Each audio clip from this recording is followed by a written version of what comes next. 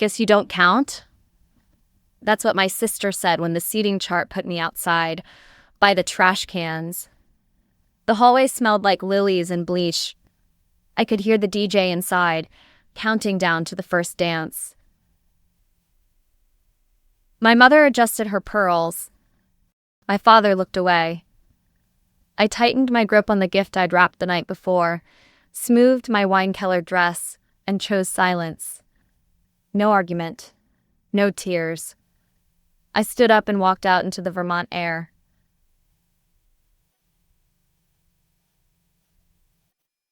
Five minutes later, the chandeliers went quiet, and a scream cut the room in half. What was in that silver box? Evidence, screenshots, the truth about why my sister was really marrying her naive billionaire fiancé. Before I tell you what happened next, drop a comment. Where are you listening from? Because I know I'm not the only one who's ever been treated like they don't exist by their own family. The Vermont air was sharp that morning. The kind that smells like pine and money. My sister Laya had chosen the lakeside resort for its European charm, the kind of place where people took photos just to prove they'd been invited. The glass ballroom overlooked the water, strung with orchids and candles floating in crystal bowls. Every table inside shimmered under the chandeliers, mine apparently without by the trash cans. I'd driven up alone, 3 hours from Boston, replaying Mom's last text in my head. Please, Amber, no drama today. It's Laya's day. That was all I ever was to her. An instruction, a warning label. Don't make noise, don't take space, don't remind anyone there's another daughter. Growing up, we were the cliché you see in family portraits. The golden child and the quiet one. Laya had ribbons and trophies. I had report cards no one looked at. She'd cry and get rescued. I'd fix things and get ignored. Mom said I was the easy one. Dad said I was independent. Both meant the same thing. Invisible was convenient.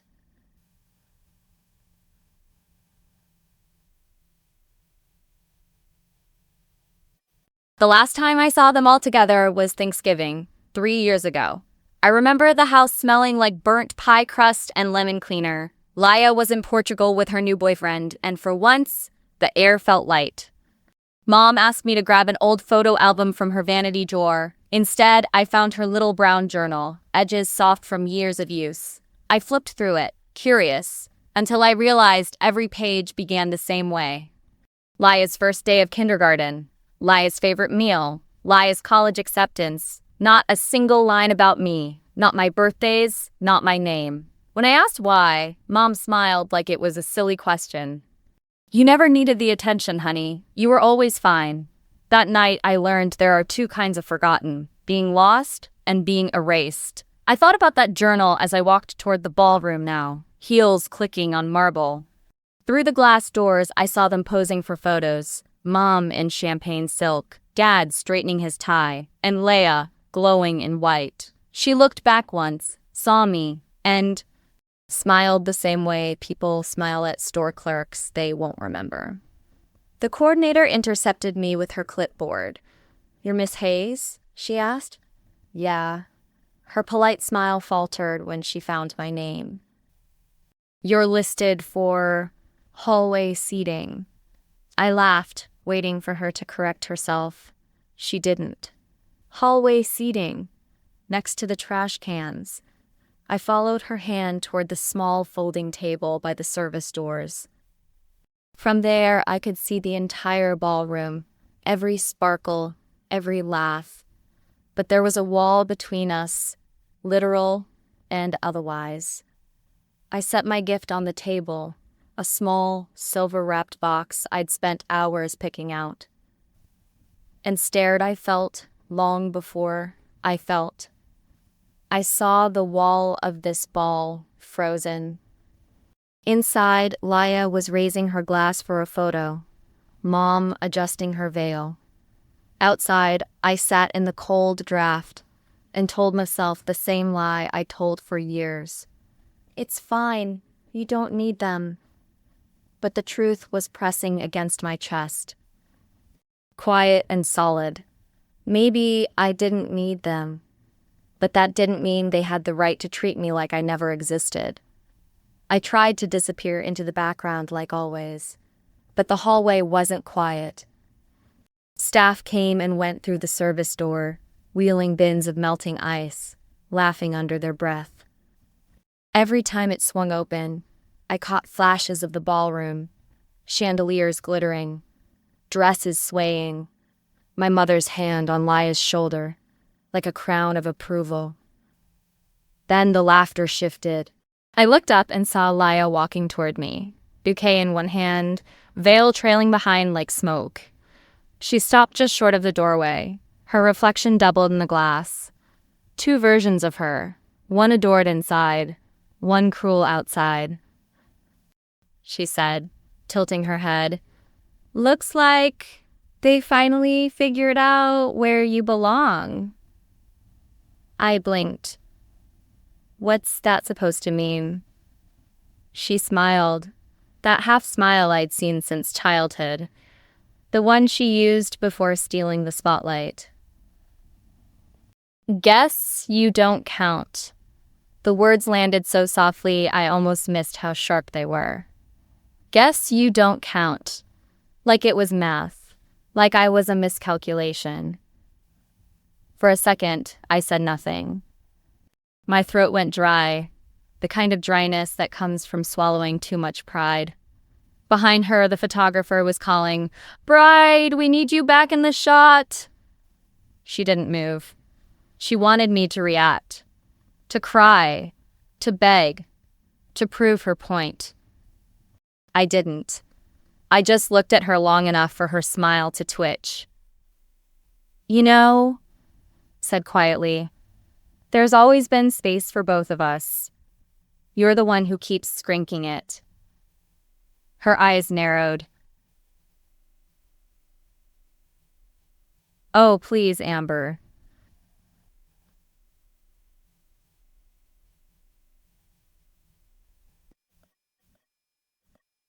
"Not everything's about you. This is my day.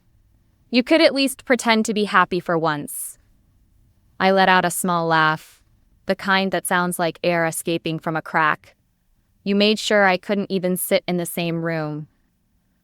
"What exactly am I celebrating?" For a moment the mask slipped. I saw a flicker of something. Fear. "Maybe." Then she straightened, lifting her chin. "You always twist things. Maybe Mom was right. You make everything difficult." Mom. The name hit harder than I wanted it to. I pictured that brown notebook again. Every page filled with Leia's life, and none of mine. "I'm not difficult," I said. "You just never liked that I see things the way they are." She rolled her eyes. "You sound just like Dad. Pathetic and bitter." "Face it, Amber. Nobody needs your approval. Not here, not ever." She turned on her heel, leaving a trail of perfume and disdain. But this time, it didn't hurt the same way. It burned cleaner. When the door closed behind her, I picked up the small silver box from the table, the gift I'd chosen the night before, wrapped in quiet patience. I traced the ribbon once, then slipped it into my bag. If they didn't want me inside, fine, but I wasn't leaving empty-handed, not this time. For a while, I just sat there, fingers pressed against the smooth edge of the box, listening to the muffled beat of music leaking through the ballroom doors. It was supposed to be their first dance, a perfect picture. I imagined Mom wiping tears, Dad clapping awkwardly, Laya basking in the applause. The same scene I'd watched my whole life, from the edges. But edges cut. I stood up slowly, my reflection caught in the glass panel, still composed. Maybe even graceful, if you didn't look too closely. Inside the bag, the silver gift felt heavier than it should. I had wrapped it carefully the night before, tying the ribbon tighter than necessary. It wasn't just a present, it was proof. Something that could shatter the image Leia built out of lies. 3 weeks earlier, I'd run into one of her old coworkers in Boston. A harmless lunch turned into a confession. Leia had been bragging for months about marrying Rich, about how easy it was to make Noah trust her. "He's sweet," she'd said, "but naive. A few fake tears and I get the house, the money, the last name." She'd laughed. My coffee went cold. I hadn't planned to use that information until today. Before leaving the hallway, I walked back to the reception table near the ballroom entrance.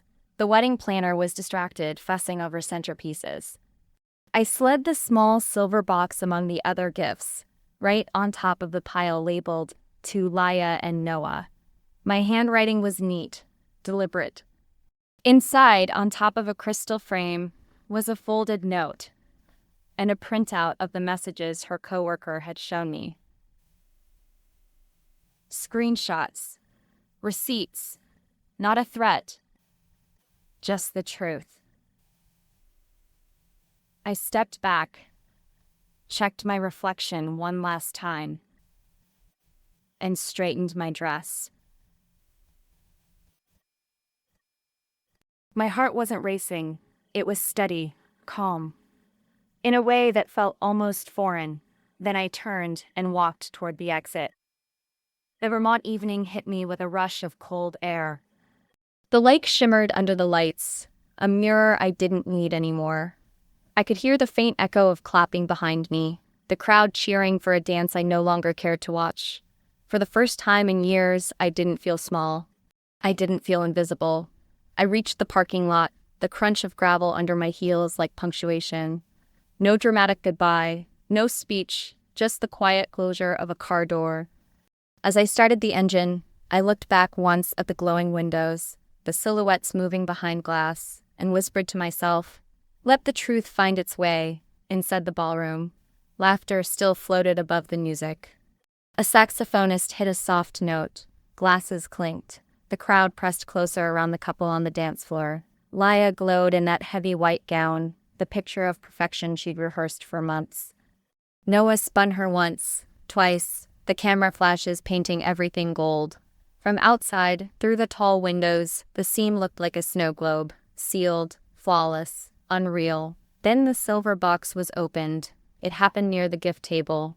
A cousin had gathered the presents, sorting bows and ribbons for photos. Someone said, "Let's have them open one," a spur-of-the-moment show for the guests. Laya turned, laughing, and tugged the ribbon free. The paper fell away, the lid lifted. And inside lay the crystal frame, and beneath it the folded note. Her hand hesitated. "What's this?" Noah leaned over. The note slid loose and landed face up on the table.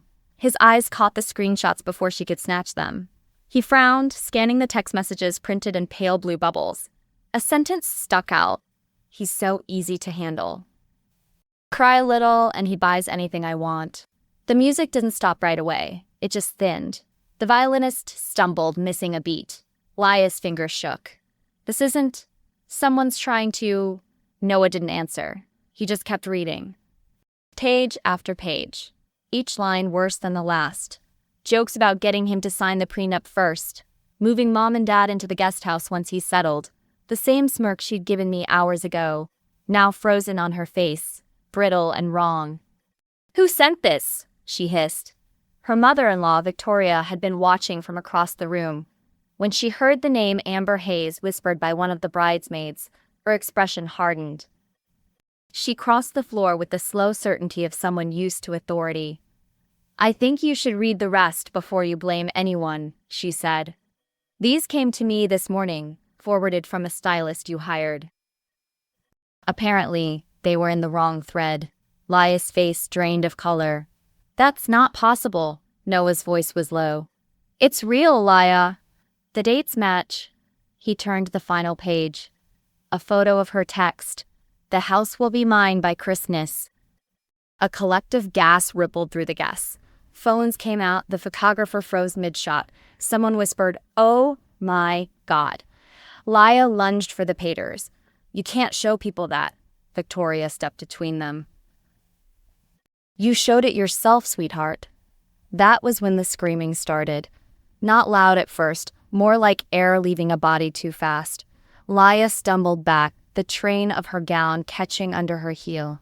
"No, you don't understand. He's lying. My sister, she did this." Noah's jaw tightened. "Amber didn't write those messages. She planted them. She's jealous. She's always..." Stop. The single word cracked through the room like a whip. You did this. You humiliated her today, and you thought no one would ever see who you really are. Every face had turned toward them now. The DJ lowered the volume. A child's voice asked, "Mom, what's happening?" Laya's perfect day was dissolving, and she couldn't hold it together anymore. She spun toward her parents. "Do something!" My mother, Maggie, stood pale and stiff near the head table, her champagne glass trembling. My father looked at the floor, lips pressed tight. For once, neither defended her. "You knew," Noah said quietly, his voice shaking now. "You knew exactly what you were doing." He reached into his jacket, pulled out a folded document, and set it on the table. "This is an annulment petition. I already signed it." Leia stared at the paper like it was a live wire. "You can't, Noah! You can't humiliate me like this." "I'm not humiliating you," he said. "You did that yourself." Someone turned off the music entirely. The room fell into a silence so deep it buzzed in people's ears. Then came the sound the guests would remember, crystals shattering as the frame hit the floor. Her voice cracked. "She's behind this! Amber's behind all of it!" Victoria exhaled slowly. "Funny. The only thing your sister did was tell the truth." Outside, I'd stopped by the car, engine idling. The glow from the ballroom windows flickered across the lake. I couldn't hear every word, but I heard the scream. It came sharp and high, echoing across the water, followed by the dull thud of a chair tipping, the sound I'd waited my whole life to hear, not out of cruelty, but closure. Inside, Leia's mascara streaked down her cheeks.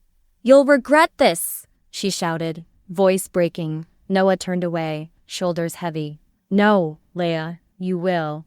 He walked off the dance floor, followed by Victoria, the crowd parting around them like a tide. Mom reached for Leia's arm. "Sweetheart, maybe we should step outside." "Don't touch me," she cried, pulling free. "You all wanted this." "You never loved me enough."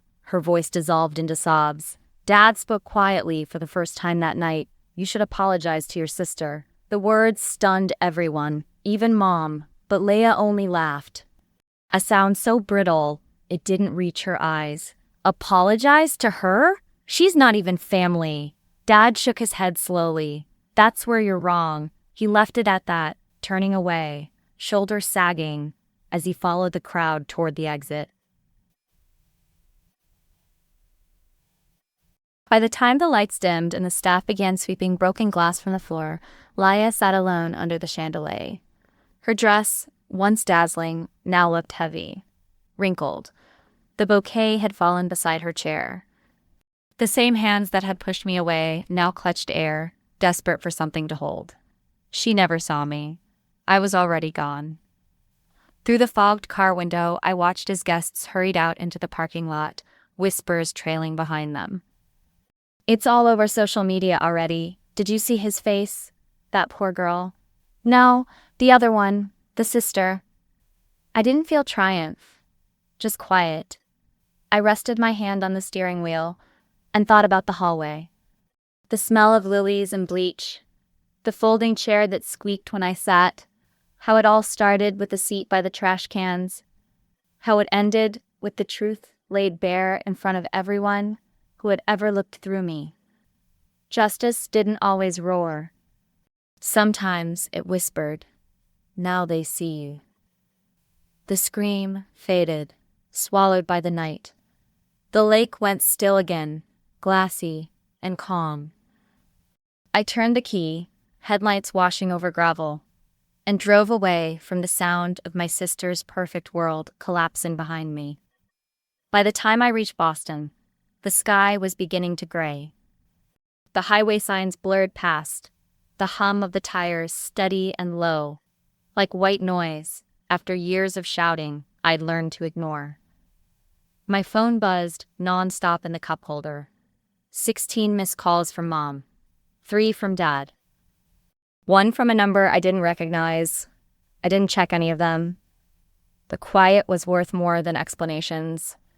When I stepped into my apartment, it smelled faintly of coffee and rain. The city outside was waking up, headlights flashing across my window. I hung my dress on the back of a chair and stared at it. The deep wine color, still flawless, untouched by the night.